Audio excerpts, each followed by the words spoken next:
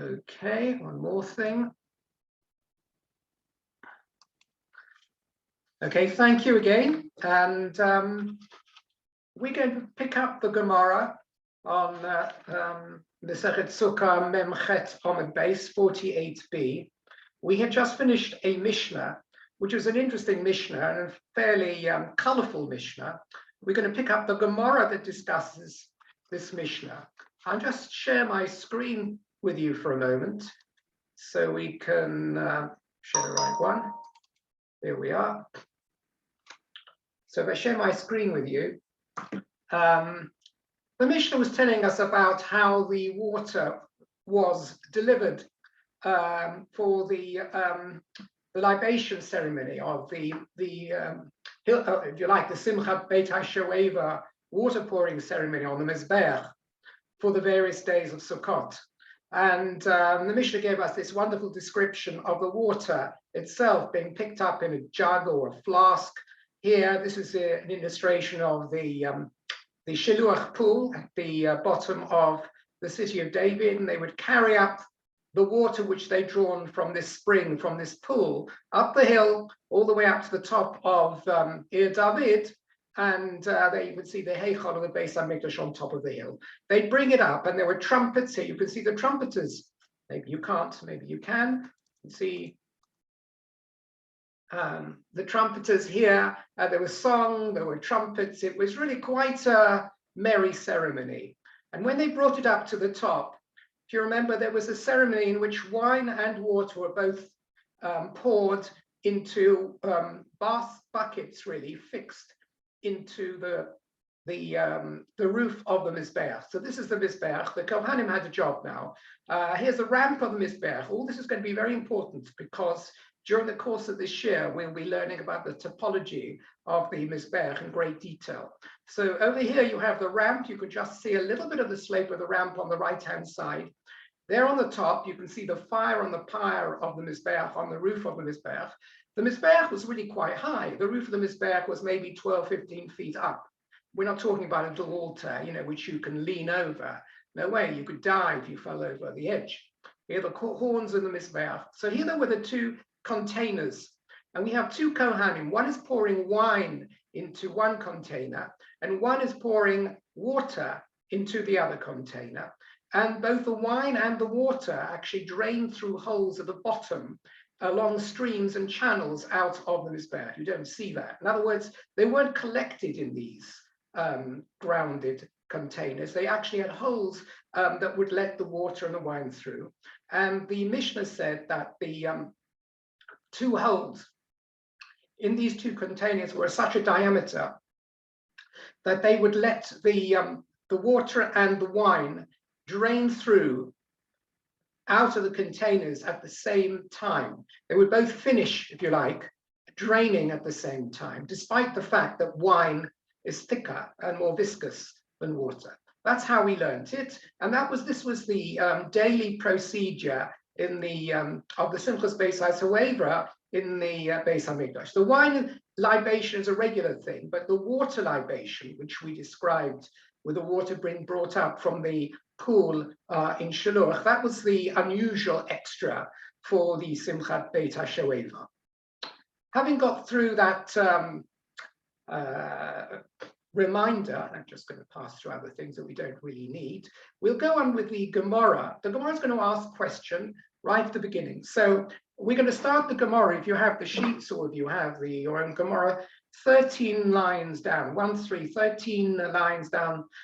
And that is the very beginning of the Gemara to deal with this Mishnah. And it starts with these big words, letters Gimel Mem. So the Gemara asks, first of all, the question, Minah Hani Mili. How do we know all this? Whenever the Gemara asks Minah Hani Mili, it's never obvious exactly what it is the Gemara is asking how we know. What is it we know? We learned along Mishnah with a lot of descriptive material. And the Gemara started with the question, how do we know this? Is it everything? Is it one aspect? So here, actually, straight away, right at the beginning, there's a Machalokas, Rashi, and Tosfos as to what the question is. What aspect of the Mishnah's description is being described to? How do we know? Where is the source? So let's first start with Rashi. Rashi says, how do we know that all this water drawing ceremony at the Mei Shiluach, and the procedure, the process between the Mei Shiluach pool and the Beis Hamikdash was accompanied by the sounds of trumpets and horns and musical instruments and, you know, great throng and joy. How do we know that? Not how do we know that the water needs to be drawn, not how do we know that the water needs to be drawn from the pool in Shiluach, but how do we know that the trumpets need to sound to accompany the drawing of the water? That's Rashi, and we'll have a look, but Tosfos says differently. He says, how do we know that the water needs to come from the Shiluach pool? Maybe the water can come from your household tap at home, from a bathtub. Maybe it should come from the Mediterranean. Maybe it should come from the Dead Sea. I mean, what is there that we that is the clue that it should come from the Shiluach? Now, there are psukim that suggest that there is water that needs to be poured over the Mizbeach, but where is the source that indicates that water needs to come from this unique pool at the bottom of Ir David? That's the way Tosfos finds the question. And we look at the answer the Gemara brings, and that answer can fit both the way Rashi asks the question and Tosfos asks the question. It's an interesting observation that the question isn't always well known. You can get an answer and it can fit more than one question, and it leaves open really what the Gemara's real intention was. Normally you find there's one intention in the Gemara's question rather than two, but we have a choice. So the Gemara now gives an answer to the Menor Hanimili, Amar Raveina, and this is a rather strange answer because we're quoting a pasuk, and this pasuk is from Yeshaya. It's not from the Chumash at all. What does the pasuk say? To Amakra, the pasuk says, "Usha'aftem mayim b'sosan." You shall draw water, which is like a hint to the ceremony of the Simchas Beis HaShoeva, Besosan. Besosan means with great joy, with great gladness. And to Rashi, this proves that you don't just draw water, you do so in a ceremony which is accompanied by a certain amount of pomp. What kinds of pomp and gladness can you instill in this ceremony? Musical instruments, you bring in trumpets and accordions and recorders and whatever it is, violinists, etc. That's how he learns the answer to the question. How do we know that we need trumpet accompaniment? Because you need something that will introduce soson. Soson is an external type of joy where you're really overjoyed and you portray that joy in music and in song. That's Rashi. Now Tosfos will answer that if you go on in the pasuk, and we say this in Havdalah, don't we? Or whatever, Sha'after mind with soson, mimayne hayeshua. That's how that goes on. From the springs of salvation. So he says the question was, how do we know it comes from the spring at the pool of Shiluach? He says, because the pasuk says, "Mimayne Yeshua." That, even though that may not be quoted in the Gemara, that's in the pasuk. So what can we determine to be the Ma'ayan HaYeshua, the pool of salvation, the famous pool at the base of Ir David, where the water comes up and is sustained the Jewish people, even at times when the Yerushalayim was under siege. That water was available to the Jewish people. So it's Mimayne Yeshua. And now that answers the question why we take it from the Shiluach pool, not from the Mediterranean or from our bathtub or anything else. So however you ask the question, you can use this verse as a response. I'm just going to further share where the psukim in the wrong place now, haven't I? What did I do? There's psukim. One second.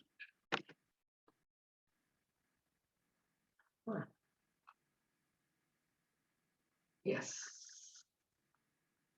Here we are, right at the top. Yeshayahu chapter 12. Ushaftem mayim b'sosan mimayne hayeshua. So the Gemara only quoted this bit, Ushaftem mayim b'sosan. Rashi says b'sosan means that you blow the trumpets and make a real procedure out of it, in a real occasion, a real carnival. Tosfos says it comes from the mimayne hayeshua. The pool at Shiluach was a ma'ayen, it was a pool, that is, the water is drawn out of the ground. So it's from an underground stream. So therefore, he says this proves that it was a shluach pool used. So that is the answer to the question, Lino Hani Mili. Let me just stop sharing for a moment. So the next piece of Gemara brings us into a piece of Agadah, which is one of the most peculiar Agadot in the whole of the Babylonian Talmud. And it is humorous. It is sarcastic. It's like Gulliver's Travels, if you really see that as being a book written against the kings of the time or whatever it is. It is a satire. So let's read this satire.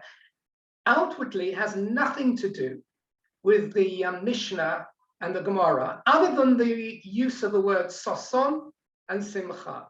Divorce this in your minds from the subject of Simchat Beit HaShoever and water drawing ceremony. Just look at the word soson and simcha.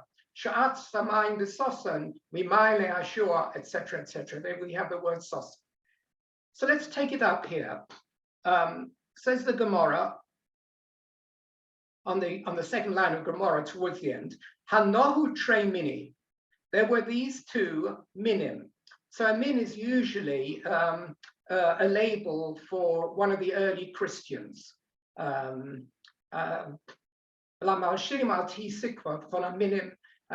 to some versions, that particular brocha is minim, etc. The minim were really the people who were proving the most dangerous theologically to the Jews in the early centuries of the Common Era.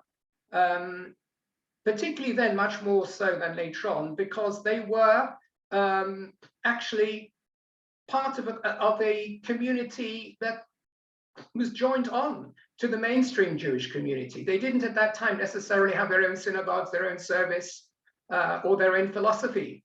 They believed in their savior, but apart from that, they were practicing Jews for a long time. And because they collected together with other Jews in the synagogue, they were a threat. And there tended to be debates between the early Palestinian scholars, this is in Eretz Yisrael rather than in Bovel, because in Bovel we had probably more of a Zoroastrian and a Persian type theology in the local environment that wasn't a threat. But in Eretz Yisrael, at the time of the Tanoim and the Amoron, the early Amoron of Eretz Yisrael, this was a real threat because they were around, they were Jews, many of these were Jews, they just adopted the theology of the son and the father or whatever it is, and it essentially was a threat to the Pharisaic Judaism because people were taken astray. It wasn't so clear what the distinction was between Judaism and Christianity, and therefore they're referred to as minim really, and they weren't apikosim, they were God believers, but they were more dangerous because their theology was more close to that of Judaism than that of a complete atheist. So what do we have? A story here. There were two minim in discussion, and they were in theological discussion. So you have two Jews for Jesus, if you like, who might put in the modern context, who were in theological discussion with each other. Chad shemei sosan, v'chad shemei simcha. One of whom his name was Mr. Sosan, and the other one's name was Mr. Simcha. We straight away see that we've got a little bit of a caricature going on over here. Is it highly unlikely that you would have had two Jews at the time, one called Sosan, one called Simcha, just involved in a debate? So you can see that what we're going to be involved in is going to be some parody. Let's see how that works. The Amane Sosan the Simcha. So Mr. Sosan said to Mr. Simcha, Ana adifna minach. I am superior to you, right? They're bragging as to which one of the two is the bigger, is the more important. So Mr. Sosan says, I'm superior to you, Mr. Simcha. Well, how do I prove that? Dichsiv, because does not the verse say, Soson v'simcha yasigu, or these beautiful words of Yeshayahu, that they will attain levels of Soson and Simcha. At the time of the Geula, the Jewish people will attain levels of Soson and Simcha. What comes first here? Soson. So Soson says, Mr. Soson says to Mr. Simcha, because of the ordering of these two words, it's clear that the Tanakh prefers Mr. Soson to Mr. Simcha. Very deep this, isn't this? So what happens? Amalei Simcha Soson. So Simcha responded to Soson, you think you're clever? He said, Ana adifna minach. I am superior to you. Dichsiv, because it says in Megillas Esther, he seems to know all the biblical books. It says what? Simcha v'soson la Yehudim. This is towards the end of Megillas Esther. Everything was going well, and they declared that day to be a day of Simcha v'soson la Yehudim, of Simcha and of Soson la Yehudim. Now, both of these words are very similar in meaning, Simcha and Soson, joy and gladness, etc. We'll have a look a little bit later to see whether there really is this distinction between them.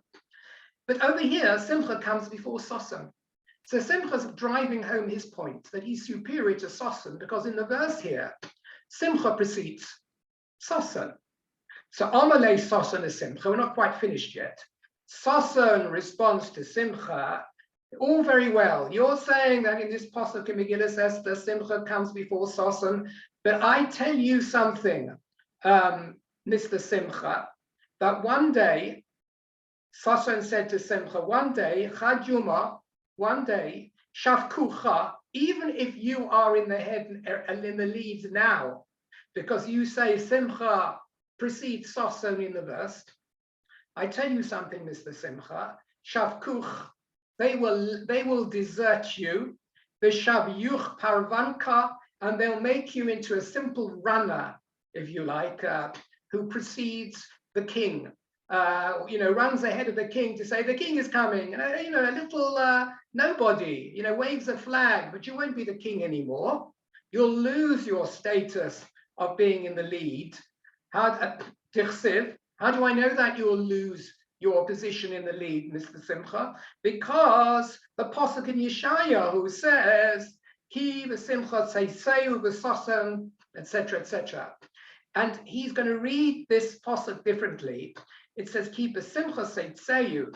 It means that Mr. Soson will go out, and Mr. Simcha will be a little schlepper or runner, running ahead of him, declaring the king is coming, which is a very minor position. Everyone notices the runner, but he really doesn't have any great role at all. So, it'll happen at that time when the Messiah comes that you'll be cut down to size, Mr. Simcha. That's what Mr. Soson says. So, Amalei Simcha Soson. So Simcha responded to Soson, you think you're clever? You think you, Mr. Soson, that you're going to be in the lead and I'm going to be a runner? Rubbish. Chad Yuma Shavkuch. One day they'll desert you, Mr. Soson, you think you're so clever. Umalu boch maya. And they will fill water with you. Dichsiv, as the pasuk says, and here he quotes our pasuk, Usha'aftem mayim b'soson, and you shall draw water b'soson, in Soson. So what?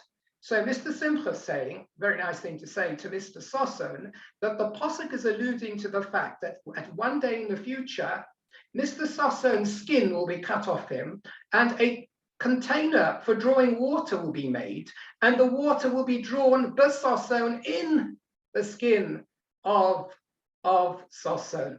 End of this particular discussion over here. A second. So that's the end of the discussion. Let me put it to you that this is a very strange piece of Gemara over here. It's strange because it is really childish. First of all, we've made up names, two characters, Mr. Soson and Mr. Simcha, which are clearly not real names. We said that they're both minim, that they're both some sort of early Christians, if you like, the people who knock at your doors and try to convert you, with a little child and the missionary handbook, etc. That's what they are.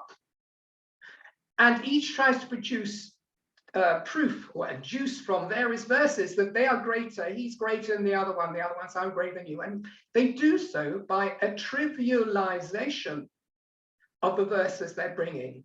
And just because the term Sosan appears before Simcha, Mr. Sosan proves that he's really the bee's knees. And when the Pasuk says that Simcha precedes Sosan, Mr. Simcha says, oh, that's for me. It shows that I'm the important one.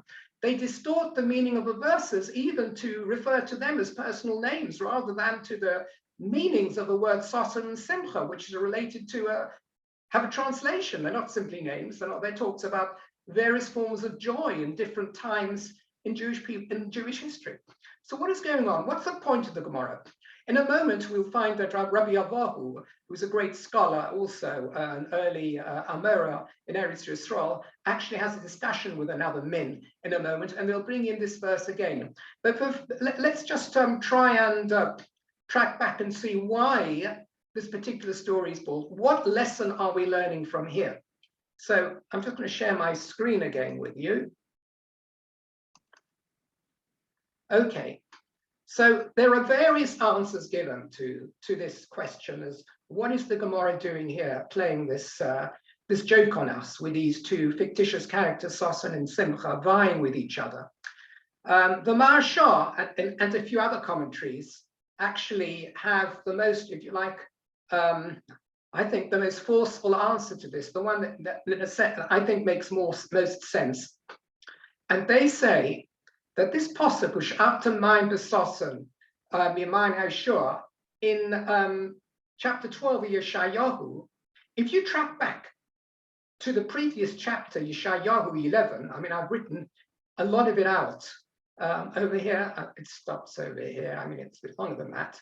But this is a very, very famous Haftarah in Yeshayahu, and it just precedes the one in Yeshayahu 12. And you just have to look at the terminology employed in Yeshayahu 11, and you can see what all these minim are so busy fluttering around the verses for.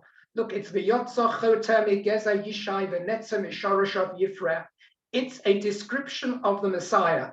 It's not necessarily one we understand. It's one the Christians might have a view as relating to their own Messiah. V'nocha alav ruach Hashem.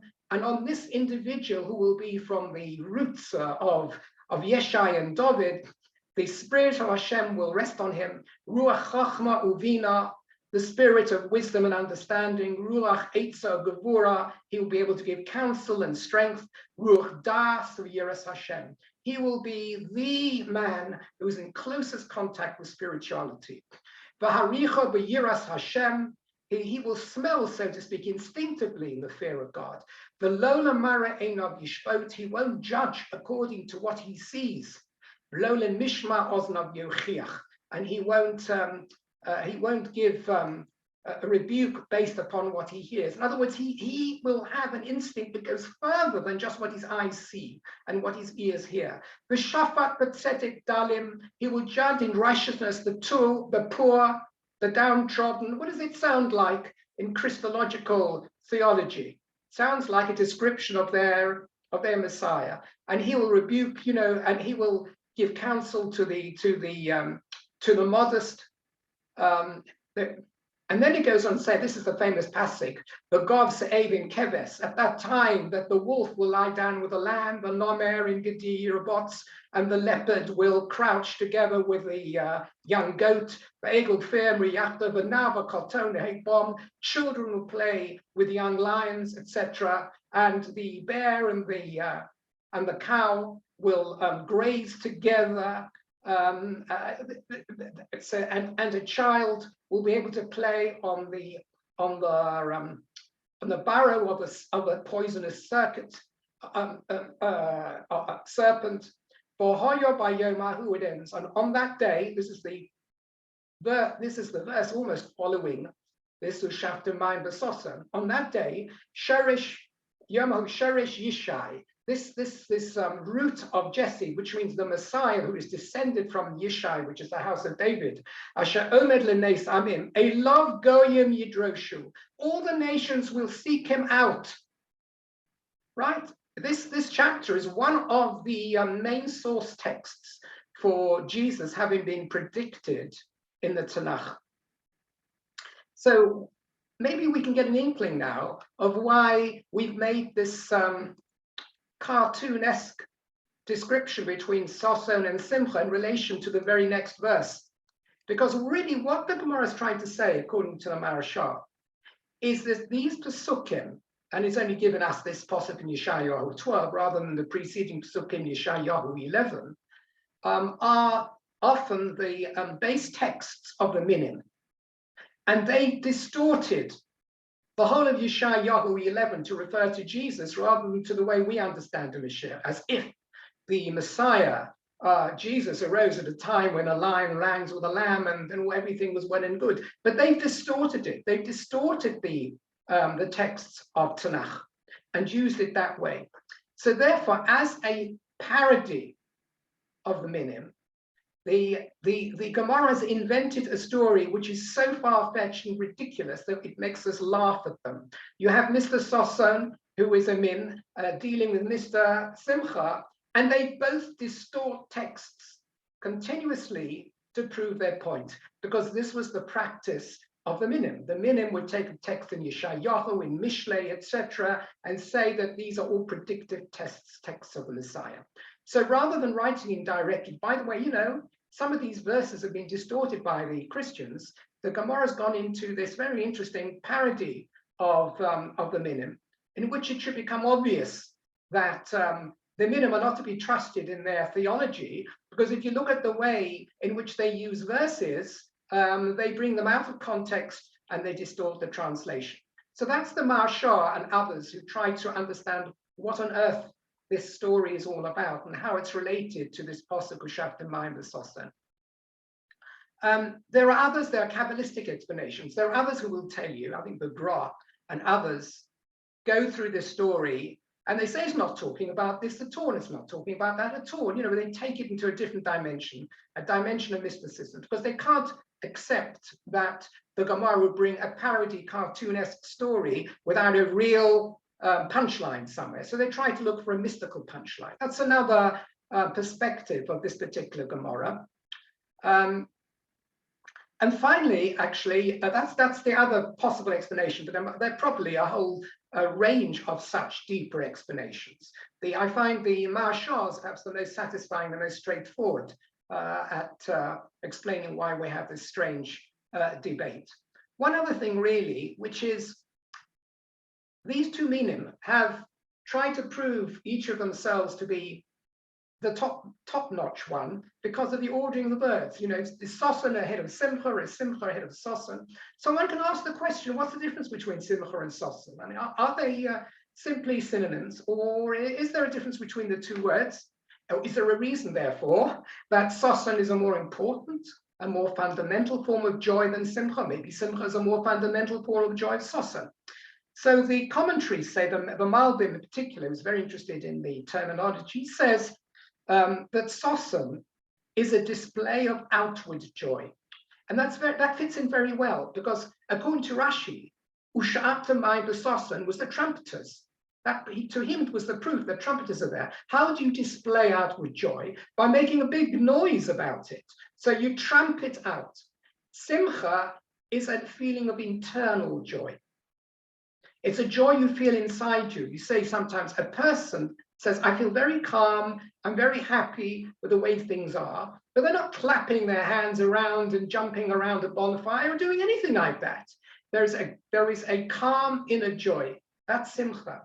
And you could learn this whole then you can start learning this discussion with Simcha and Soson to answer the question, what is better? Is the display of outward joy, should you be displaying outward joy, or should you keep that joy internalized inside you? Why do you have to display joy? A person should be internally joyful, but he doesn't have to show it in his face. Or you can say this is to do with of chicken and egg. Does a display of outward joy create a feeling of inward joy and bring it about? Some people say yes. Or does it have to start from within you? It does work both ways. If you have a calm view, then you might decide to externalize it, to externalize your inward joy.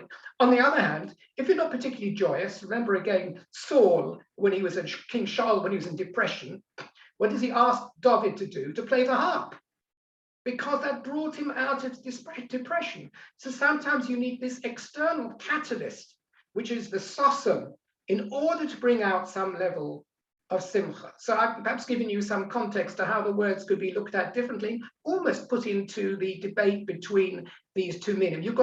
You have an abundance of possibilities to learn this very, very strange Gemara. So let's leave that particular set of explanations for now. I'm just going to quit sharing. There is this final piece of discussion with a min on the same sort of topic, but let's just take it a bit further. Amalehahu minna. It once happened that there was such a min, and this is talking about this Dishmei Sosan.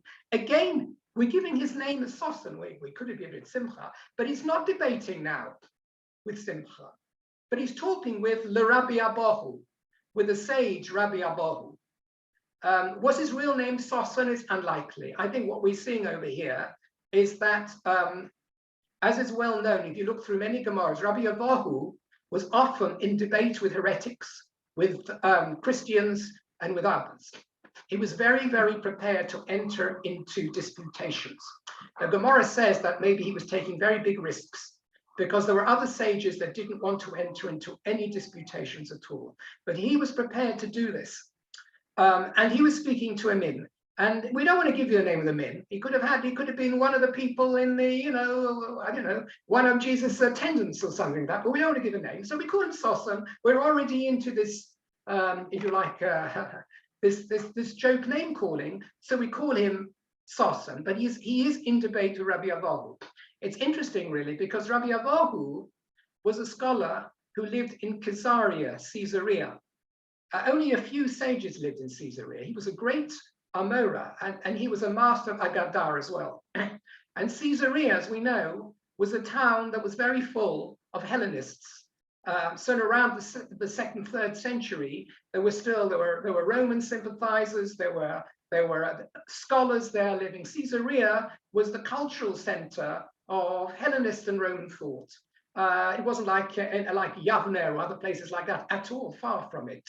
And therefore, if you lived in Caesarea, you needed to be able to deal with these people.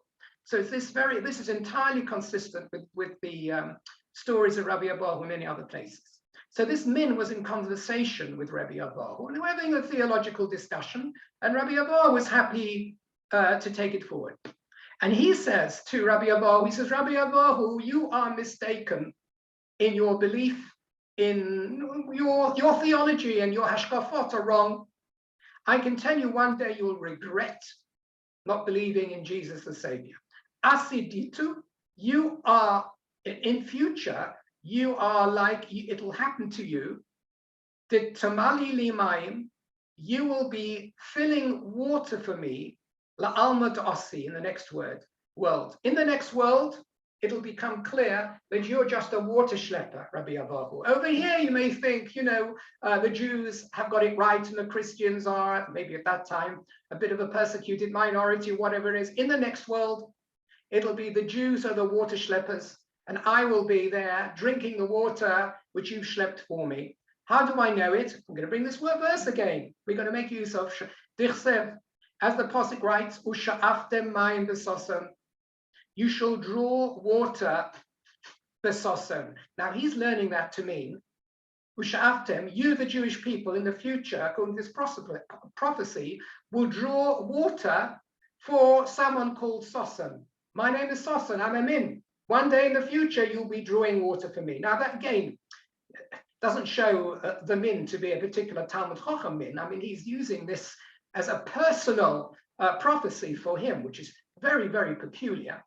But so be it. This is what he says to Rabbi Abahu. In the future, you'll see who is the top dog, and it won't be you, it'll be me. So Amalei. So Rabbi Abahu essentially answered him with the same medicine. And he says, you've misread this verse. I'm also looking at this verse very seriously, but you've misread it because if the verse had written L'soson usha aftemayim L'soson, then you would be right, Kiddukamrat. That would mean you shall draw water, the Jewish people draw water, L'soson for soson. And your soson, and I would agree with you. One day, I'm predestined to draw water for you in the next world. But it doesn't say that. But hashta besoson, But the Pasuk says in Soson. That's how you translate Besoson. You shall draw water in joy, if you like, in, not for, Besoson. So therefore, I interpret it differently. I interpret it that it is talking about you. You're right, but not the way you saw it.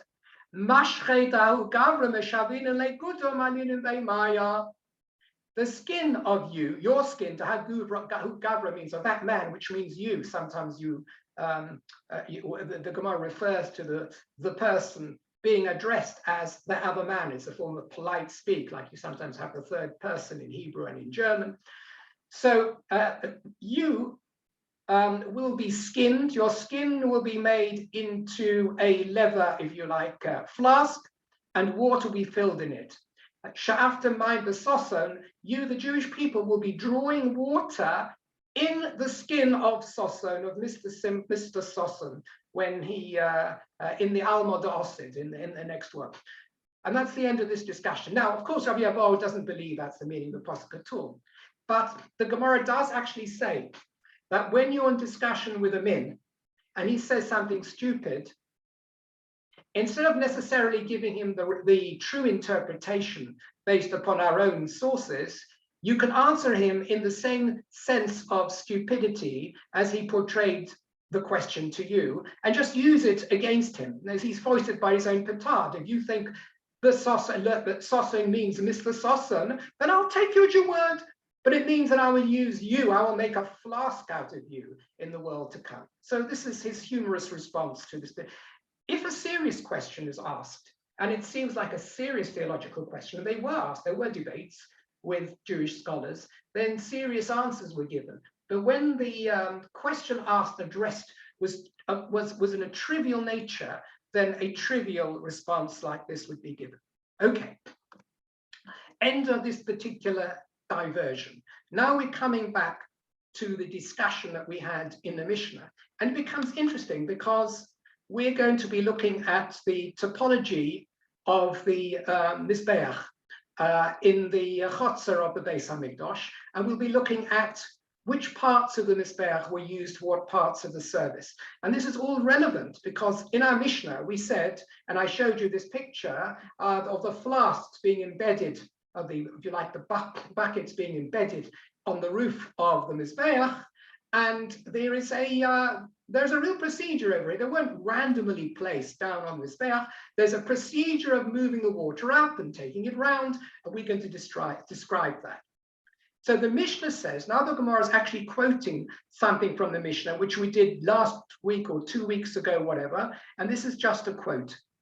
The quote said, Allah ha-kohen, Allah ba-keves u'fana l'smolo, that when the water is brought onto the Mizbeach, the Mishnah said this, in the process, the Kohen, who was going to do the water libation on the roof of the Mizbeach, he would ascend kevesh, not kevesh. Kevesh is the ramp, the slope that allowed him to ascend to the top. There were no stairs going up, there was a ramp.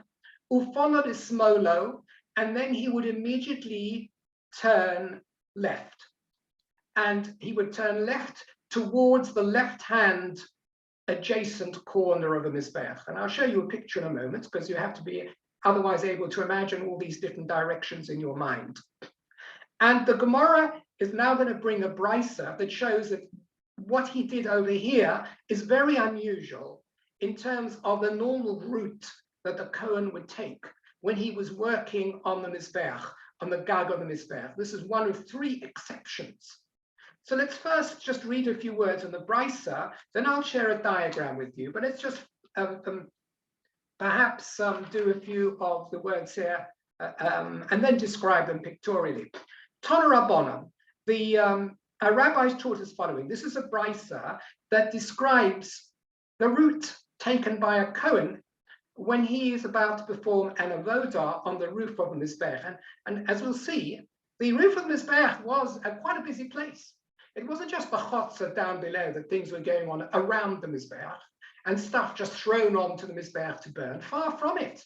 There was a lot of activity of Kohanim walking around the edge of the top of the Mizbech. So I showed you that picture of them when they were transferring water and wine into those buckets on the roof of the Mizbech. There was activity on the Mizbech, and there was a route map, if you like. They worked according to a Waze instruction. Toner Kala Olim La Mizbech, every Kohen that normally needs to ascend the Mizbech, Olin Derech Yomin, he would ascend the Mizbech on the right-hand side. There was a traffic flow system.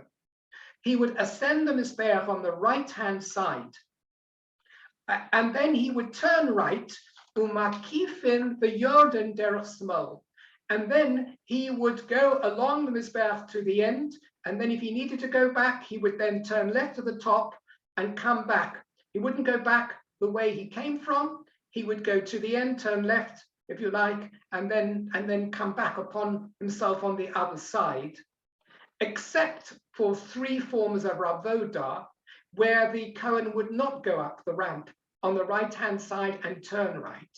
And what were those? Those were the 3 exceptions, the Eluhain, Nisuch HaMayim, the Nisuch HaYain. You see, this is our case. When it comes to the libation of the water and the wine on Shmini Atzeres, during the days of Sukkot, he would turn left and not turn right. Also, for Ola Sa'of, for the preparation of the burnt offering of a bird, Kisherov Saba Mizrach, when there was too much activity on the right, which was blocking his traffic flow. We can explain those things, but let me first share with you some diagrams. So the whole thing will become extraordinarily Technicolor. Is it up here? Is it down there? You think I remember? Could be there, could be here. Right. So over here, let me just make this a bit smaller. I'm not sharing you, am I? I apologize. 1 second. I'm looking at my own screen. I didn't press share screen. No, that's better. Okay. Let me just make this smaller first of all, so you can see the whole lot. Look at the left-hand page over here. Now this is a top-down plan. It looks rather complicated, but you don't need to look at very much of it at all. I'm just trying to give you orientation here, if you like. I'll make it bigger now because you will be able to see this on the left. And as you can see, if you look, you're on a helicopter now, looking down on the Beis HaMikdash, including its courtyards and chambers. Over here, you have the Heichal. Right over here is the Kodesh Kadoshim in the innermost recesses of this. It's a giant building. It's completely covered over with a roof and large doors. Right? And here's some steps leading into the Heichal and the Kodesh Kadoshim, the building in the Beis HaMikdash. By the way, the Kotel Ma'aravi would be over here somewhere on this side. Yes, this is where the Western Wall is, if you were orientating it to today. Now, in front of the Heichal, or further away from where you would stand if you were at the Kotel today, you can see the Mizbeach top on, and it's near the Heichal, and you can see it is set out in a sort of at right angles to the orientation of the actual Heichal. Here's the ramp, and here's the top of the Heichal. So this is west, east, north. No, that's south. That's north. Yes, north, west, south, east. Okay. Har HaZeisim is up here somewhere. Okay. So this is the Mizbeach, and that's south, and that's north. And in this next page here, let me just make it a bit bigger. I've shown you the Mizbeach, right? In the same sort of south, that takes you towards the David direction. There's north, that's east towards Har HaZeisim, if you like. Ma'ariv, the Western Wall's over here. Again, much the same orientation. So here you have a detailed view of the Beis HaMikdash, of the Mizbeach. So you have the Kohanim. They would go up the ramp, and they would go up, and normally they go up on the right. And here's the left. Yeah, it's quite wide. And this is a large area, a fairly large area. On the Mizbeach, you can actually see already there's like a wood pile where burning would take place, another little wood pile. If you remember from the picture I showed you, over here, where the libations took place, here's the ramp, so they would have been here, this part, left hand earliest part. So normally, for any other service, the route up the altar to do anything was anti-clockwise. They would go up the right, the Cohen doing whatever service he would be doing, and then he would walk. Now, it's not clear over here, but there was actually a ledge, and he would walk on a ledge. He doesn't walk on the coals. And he would walk along here to where he needed to be, and then to come back. He'd walk along here, back here, he'd do his full circle, anti-clockwise, and come down on that side. That's the normal way. And that's the traffic flow. You didn't have people going the other direction. I mean, it would be very inconvenient if you did. But in any case, they learned this from Sukkim, that you should turn right when you get to the top. And the Mishnahs, the Brisa just said there were 3 exceptions. And the exceptions were, the first 2 were from our Mishnah of libations. And I said that the libations were done over here of the water and the wine. But you didn't walk along here all the way around just to get to this corner, almost at the exit. He went straight up, I'm not sure, I don't remember whether he went up on the right or maybe he went up on the left, and turned left directly. In other words, a shortcut, which is what you would common sense think you should do. But every other avoda, no matter where it was carried out, would be by going up the right-hand ramp. Why were let's take the libations. Why was this rule changed? The traffic flow allowed them to come up this way, rather than go up the normal way, which is right again, etc. For a very good reason. Because you can imagine that the top of the Mizbeach was quite a smoky place. Yes, there was the burning of the various burnt offerings, and also of the stuff that was left over, even of non-burnt offerings, was burnt on the top of the Mizbeach.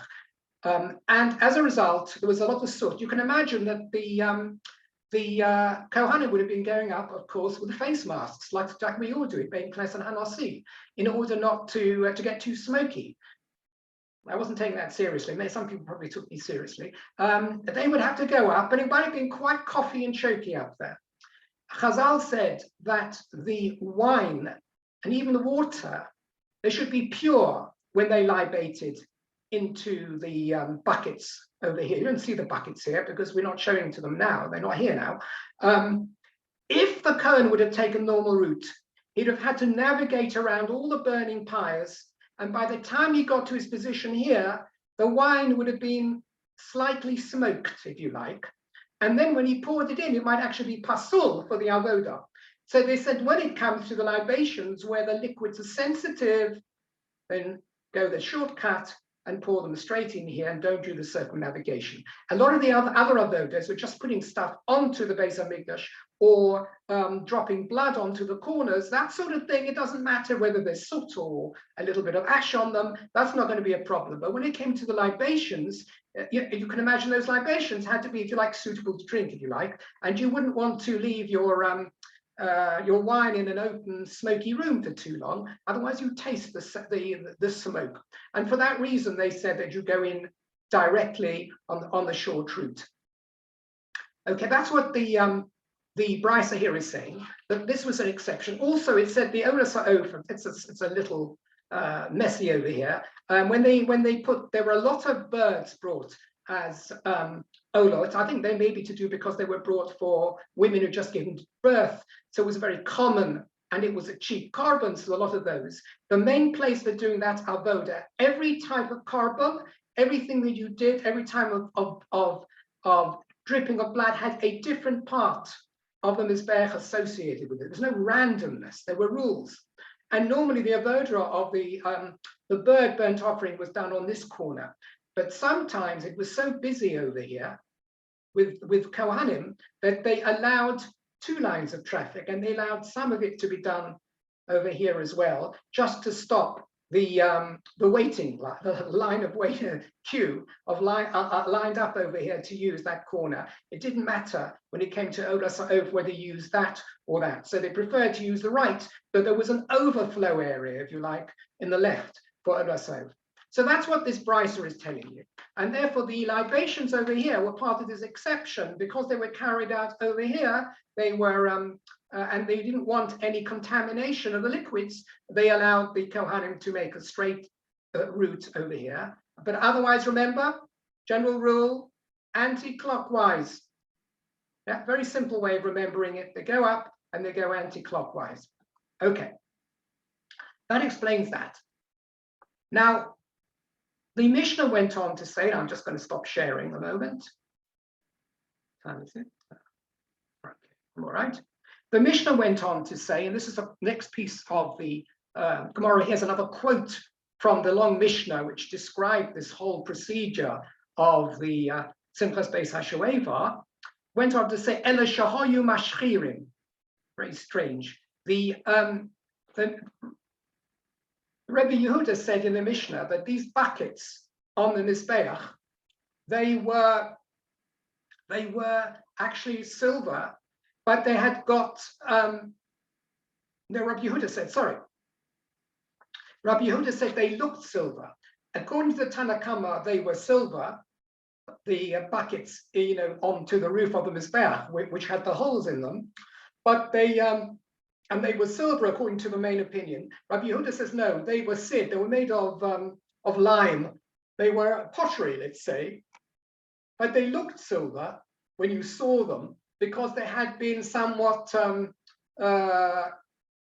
colored or discolored by the smoke and by the wine which it would put into them. So from the distance, they looked silver. An observer from the distance thought they looked silver, but they weren't silver. I just take you back to, I think I mentioned this to you last time, an inaccuracy in the Temple Institute's pictures, where if you look at them over here, they appear to be gold. I'm not interested in these flasks they poured from. They were probably gold.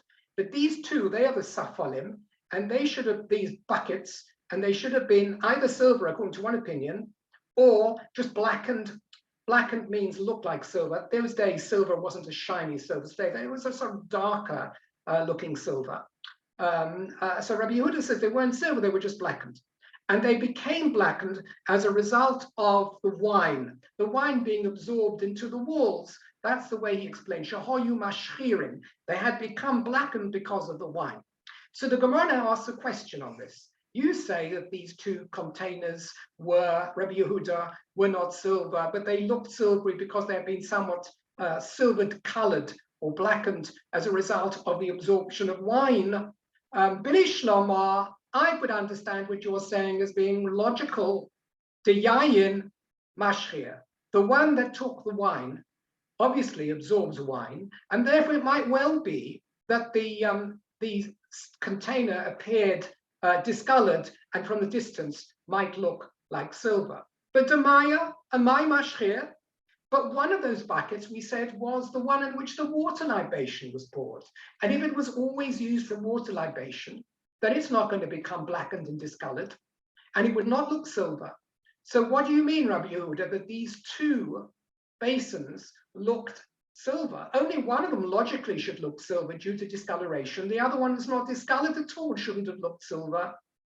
So the Gemara answers this question. Says the Gemara, our Mishnah itself gives you the clue why even the water one might have been discolored. Because Kivan to Amamah, the Tanner himself said in the Mishnah, in that very long Mishnah, which we did a few weeks ago, that Era shel mayim l'soch shel yayin, or v'shel yayin l'soch shel mayim yotza. So therefore, shel mayim osil ashchuri. The Mishnah said that even though, when it came to the preferred practice, there was one basin in which you would pour the wine and a different one for the water. And those are the ones that should have been used each year, the water one for the water and the wine for the wine. If the Kohen made a mistake and absent-mindedly used the wrong one and he poured wine into the water one or water into the wine one, the avodah, the ceremony, is deemed to be valid. We don't say it invalidates the ceremony. That being the case, then given that people are fickle and make errors, from time to time, the Kohen might have poured wine into the water container and it might have become discolored for that reason. So that's the Gemara's giving an answer there for why even the water container might have been discolored, because occasionally and incorrectly, it might have been used for wine. Okay. I think I'm going to stop over here because the Gemara is now going to ask a question which is going to require a bit of a longer answer, and it's probably therefore not worth starting, otherwise I'll rush it when I go through it. I just allow it. Everyone can unmute themselves if they wish to. I'm going to cease recording.